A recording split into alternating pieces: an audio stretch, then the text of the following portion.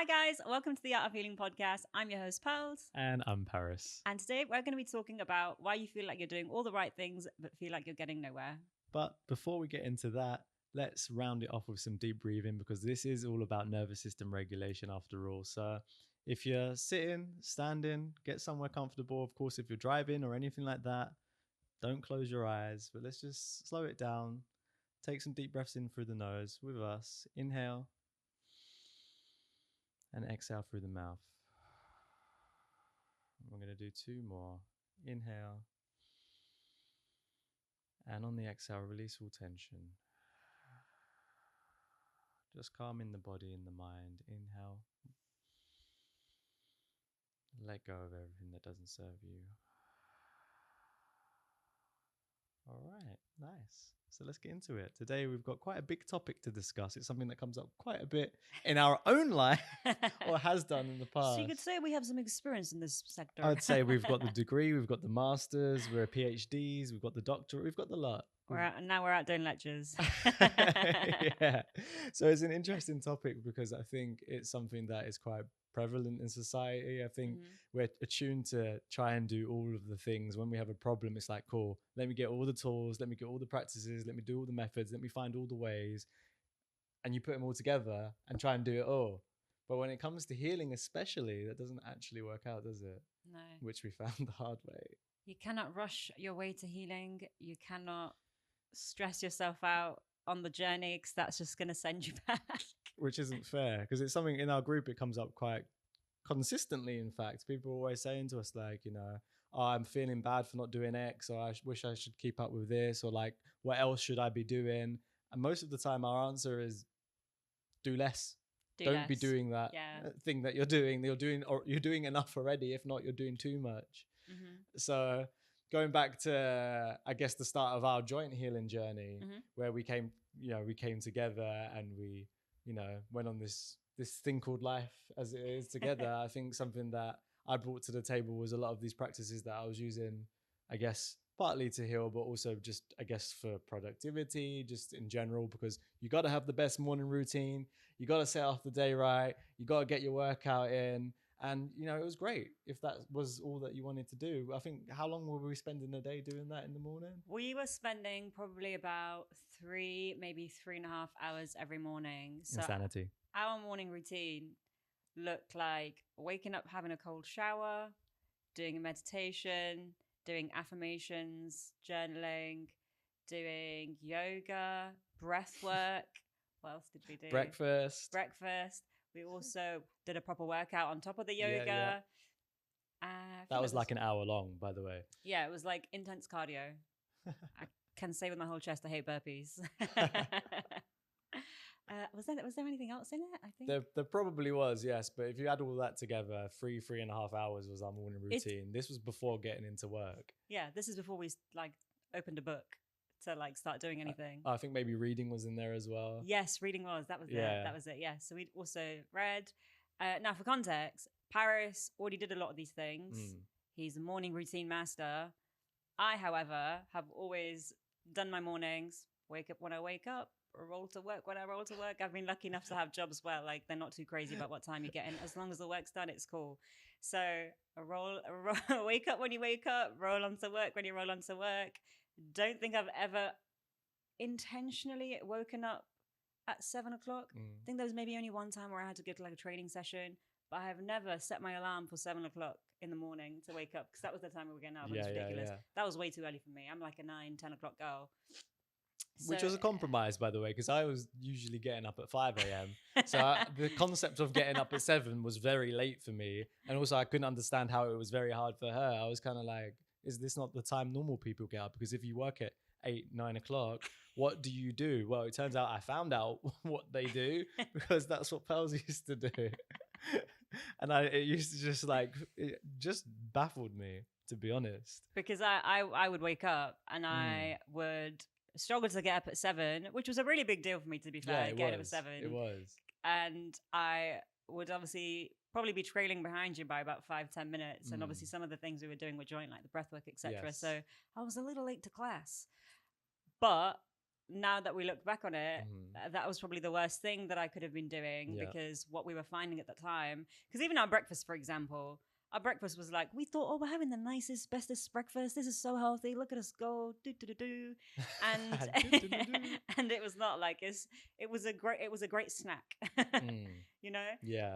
At the time, don't come for us, but we were vegan. Well, not anymore, but that's a different story for another episode. That's another podcast episode. We'll get into that. We'll get into that. But we were vegan at the time, and our breakfast and our breakfast at the time looked like, what was it? Oatmeal.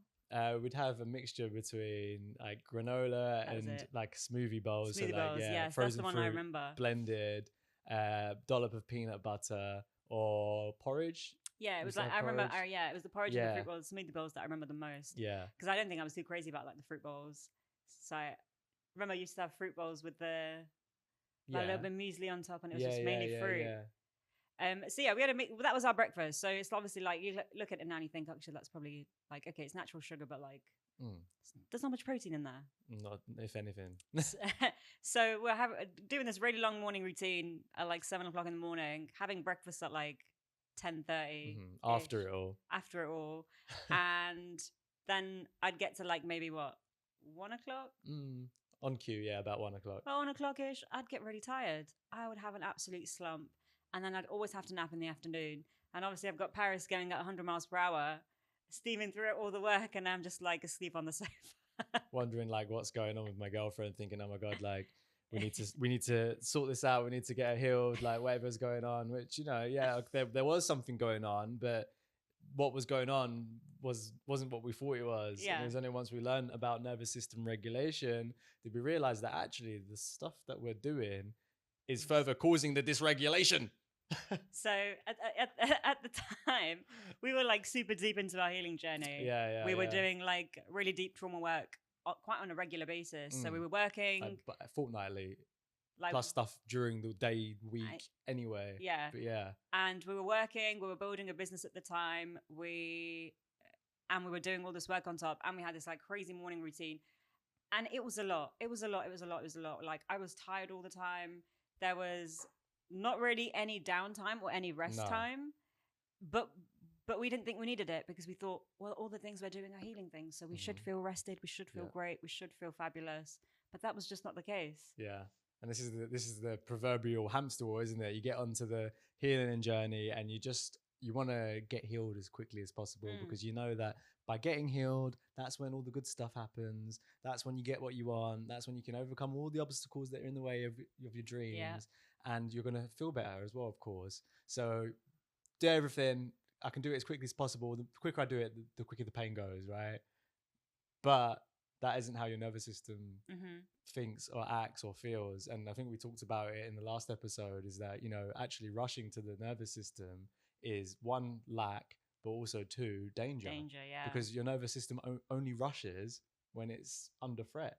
So trying to do everything as quick as possible, doesn't matter if it's work, walking outside, eating, brushing your teeth, or healing, rushing, stress. So slow down. Slow down, honestly. So yeah, we thought we were doing all the right things. And don't get me wrong, individually, all these practices we were doing, amazing. Please, like, out of the long list that we've gone over, implement at least one of those things into your day if you don't already do any of them. It will start changing your life. Just don't do what we did and stack them all, and then make it like an obligation to these things have to be done before we can do X. Because also what would happen is, obviously I'd be a little bit behind in some of the tasks, and that was causing stress for me, like, oh no, I'm behind. It was stress for you because you were like, oh no, she's behind, we're late now to starting the day. We'd end up rushing our breakfast a lot of the time, rushing our lunch, sometimes even rushing our dinner, because we'd have loads of stuff to do. Always. Really, but we mostly rushed everything. Now that I look back at it, no wonder we burnt out and ended up in the position we were in, because our life was 100% work, 0% rest, and no rest, like proper rest. Because like you said, we thought the resting was the 3-hour magical routine that we had going, us setting ourselves up for the day. But when that's just full with stress and got to be here by this time, we've got 20 minutes to do breath work, then we've got 10 minutes to eat, then we've got to work out for an hour. It was very like neurotic, really. like I can't explain like what the feeling. Well, I can't explain the feeling. The feeling of stress. Explain the feeling. I can explain the feeling. Where was it? The feeling of stress that I would feel when the alarm would go off, and I would think, "Oh shit, why? Not again. Why has it gone off so early? Why has it done this?" But obviously, I would get up. But immediately, I've woken up in stress. I've woken up in stress, and then I've gone to add to this stress by getting a cold shower, which I didn't hate completely, but like I didn't need it first thing in the morning. The thing is, cold showers. People are on the fence with them, and I understand why. Because from a regulated perspective, you're intentionally putting your body under stress to help its resilience and also its response to said stress. And also, of course, there's a whole mindset thing of you're overcoming this uncomfortable thing, which is good. You're essentially teaching yourself to push the boundaries of your comfort zone, come back into it. But when your nervous system is already in the state of, oh my God, I'm in survival mode here. Yeah. The worst thing that you can do is then go out and add an extra threat to it. So imagine us stressed out, overwhelmed, overworked, first thing in the morning after just like woken up to this alarm. Yeah, let's jump in the shower. The body's already in fight or flight mode. We're just like pouring petrol on an open flame. The thing just goes vroom. So we've started the day stressed, and then the next thing that we do is more stress. And then it just goes from there, because now we're going straight into the next activity with no downtime. Then we're going into the next one whilst watching the clock thinking, okay, it was just like we were living off stress, we're living off cortisol, living off adrenaline. It was no. And then we were confused as to why we had indigestion. My hair was falling out quite a bit. Obviously, when your cortisol goes through the roof, when your body's under a state of stress, your traditional functions go off. Your hair's not as important. Digestion's not as important. So we were always burping loads, and we could never figure out, like, why are we so gassy? We have the cleanest diet, we're eating the bestest food, toppest quality, everything. And for some reason, we are just gassy for no reason. We were burping so much. It was so bad. But obviously, now that we know what we know, we were in a state of stress. Our body was not breaking down that food properly. Plus, we weren't eating the right food anyway. Like when we look back, it's like, oh my God, we thought that food was healthy.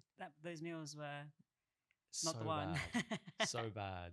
But yeah, we'll get into that in a later time. It's a massive part of the healing journey is making sure you're getting the right stuff into your body. Otherwise, the body won't work properly. But yeah, so, on the surface, we were doing all the right things. It looked so good on paper. We were feeling good, but it wasn't getting us anywhere fast. And in fact, it was adding to the problem. And imagine, I think we thought we were feeling good. Yeah. At times. You're right. Because I don't think I felt, now that I look back at it, and now that like we have really incorporated rest and listening to our bodies, I look back at that time and I think, oh, I did not feel good during that period. I told myself I felt good. I think that is exactly what happened. I don't think I felt great. I think maybe the only time I would feel like, oh, I've done well, was like if I did a really tough workout. But that was just like because of accomplishment, not because like I was just it had a great feeling on my body or any of that stuff. So yeah, I think I look back at that moment, that time period, and I think we were just telling ourselves, we feel great, but actually we didn't. And this is what most people are running on, right? The reality is we thought we were doing great, but now we're in tune with our bodies and we're more in a regulated state, let's call it.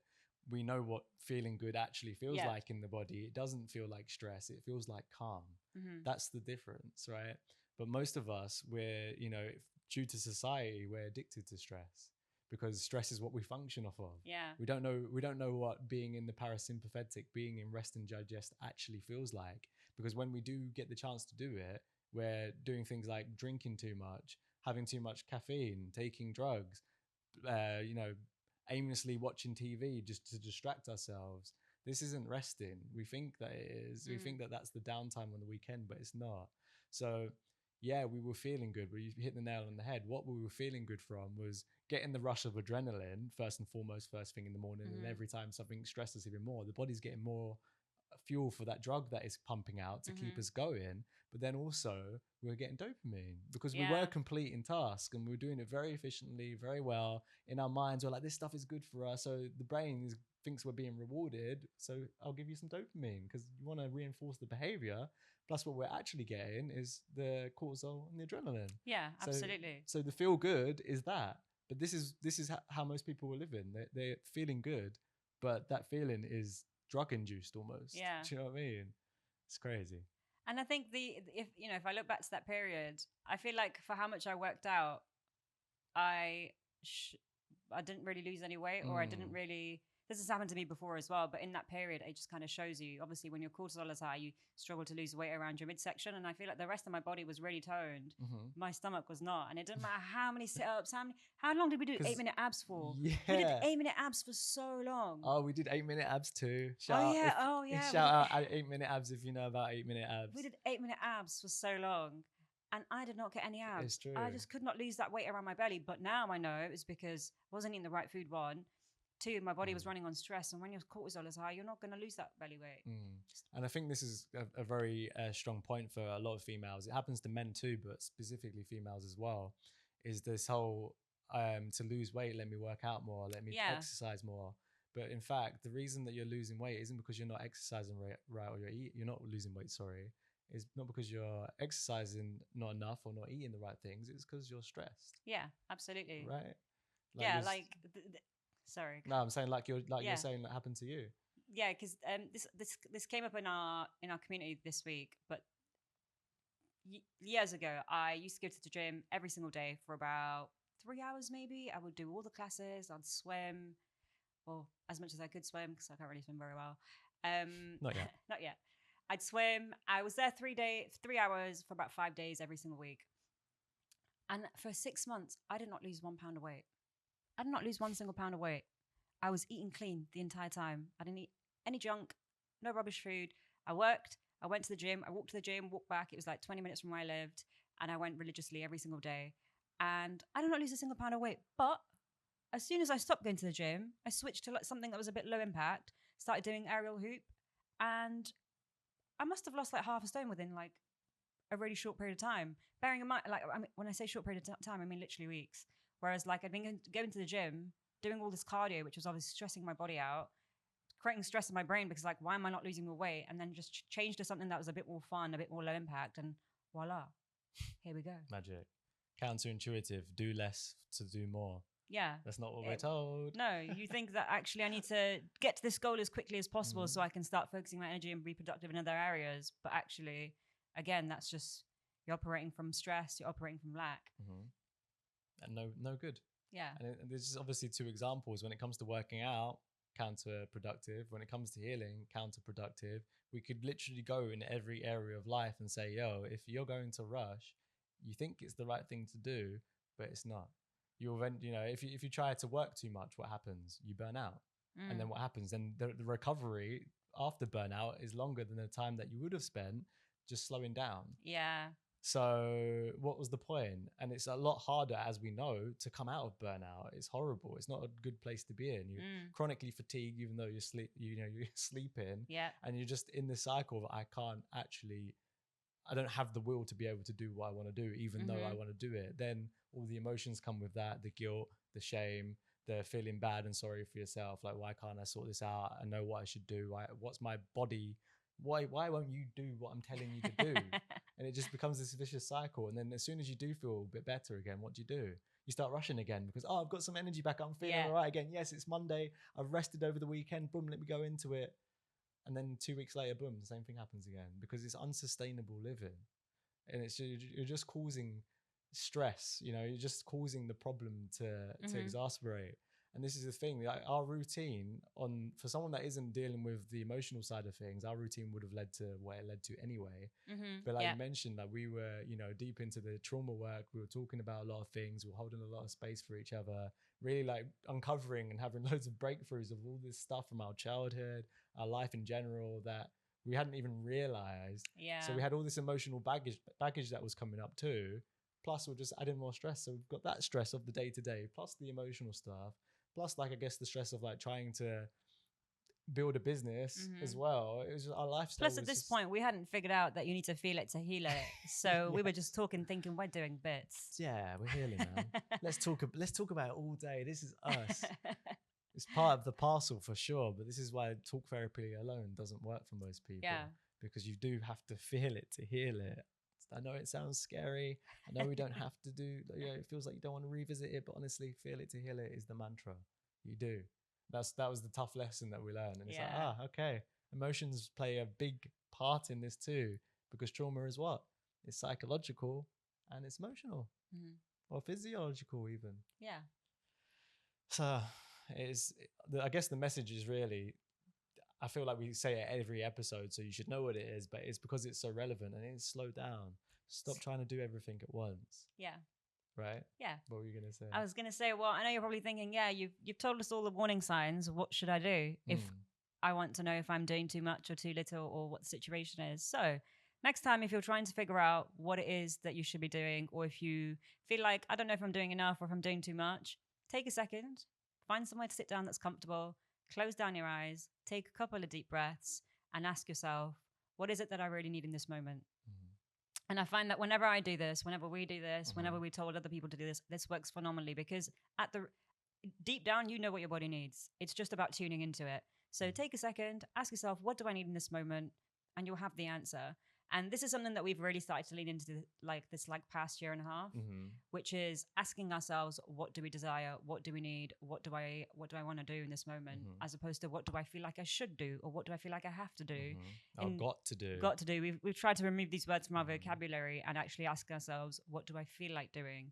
So yeah, because we had this week, didn't we? Last week. We had this last week where we had planned to go to a dance class, but we'd had a really busy day. We were really tired and we really wanted to go to the dance class. But because we were so tired, we were like, there's really no point going. I'm too tired. I actually feel like just watching a movie and having a bath. And we did. This is as simple as that. Sometimes self-care and sometimes doing the right thing is actually just chilling out, taking a day off, putting your feet up, because that is also healing. Resting is also healing. Taking it slow is also healing. Tell them again. Resting is also healing, and taking it slow is also healing. And it's so hard, even to now we're implementing that. I get it, but even when we first started learning about this stuff, my mind was like, no, it's not.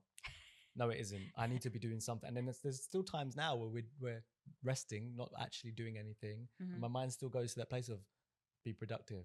Go and do this. Why don't you go and do X, Y, and Z? And I'm like, I have to catch myself in that. Because it's so embedded into us from when we're younger. If you think about how when we're told to do tests, you've got to complete this test within this time. You've got to finish this lesson within this time. You've got to read this book by the end of the day. You've got to do, so it's like from when we're children, where we have these timestamps and everything that we're supposed to do. Oh, your break is only 20 minutes. You can't have a break for more than 20 minutes. So when you're an adult, that's reinforced. You go to work, they have breaks for X amount of time. You have to hit targets. You have to be productive. If you're not productive, you're pulled into a meeting and you're asked, why have you not being productive? Why have you not hit your targets? So I think, it's consistently embedded into society, because the society we live in is all about productivity and efficiency, and it's not about doing what you feel and doing it at a pace that's comfortable for you, because it's not about creation, it's about, output. Yeah, because that benefits the places that you're going to work at, but it doesn't benefit you and your body and your lifestyle. Most of us don't understand what our lifestyle is because we haven't had the chance to explore and build what our lifestyle looks like.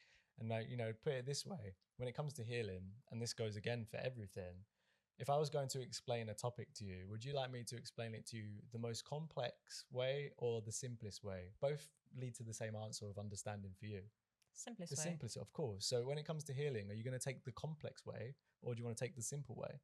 Because both go to the same end, but one's a lot harder because it's got a lot of steps that are actually unnecessary. When it comes to healing, it's simple. And with this tool that you've just, given them, it's simply listen to your body, ask your body what it wants, and it will tell you. But the brain goes, no, it can't be as simple as that. There has to be more to it. I need to go to this workshop. I need to go to that retreat. If I just find this guru that has all that, no, you don't need to read another book. You don't need to go and watch another YouTube video. You just need to start tuning into your body more. Ask it what it wants and it will tell you every time. Remember, the body speaks in feelings, emotions, and sensations. When you start listening to this and start feeling it, and then you have the tools to give it what it wants when it tells you, your body starts loving you and it will show you. And that shows up as more energy, more happiness, more joy, more va-va-voom. Bit more zest for life. That's the word I was looking for, more zest for life. And it's a process. It isn't easy. The first time you do this, if you haven't done it before, you're probably not going to find an answer. But that's not because your body's not telling you that what it wants. It's because you haven't figured out how to listen yet. But keep doing it. Yeah. Keep practicing it. And if you're someone who struggles to tune into the body, to figure out the awareness of different parts of your body, we have a really great body scan meditation on our page. page. If you click the link in our bio on either our Instagram or our TikTok, and you can sign up to the 7 steps to kickstart your healing journey. It's a toolbox, and within that toolbox there is a body scan meditation, which basically takes you through a process of like scanning your body. So if you've not done that before and it's something that you'd like to try, have a look at that, see if it's something that you can use on your journey of healing, and by using it you'll get better at figuring out how you're feeling, where the sensations and everything in your body are. So yeah, check that out too. Check it out. Well, I think that's everything for today. That's everything for today, yeah. It's been a pleasure. Thank you so much for listening, and we'll see you next time for another episode. Ciao for now.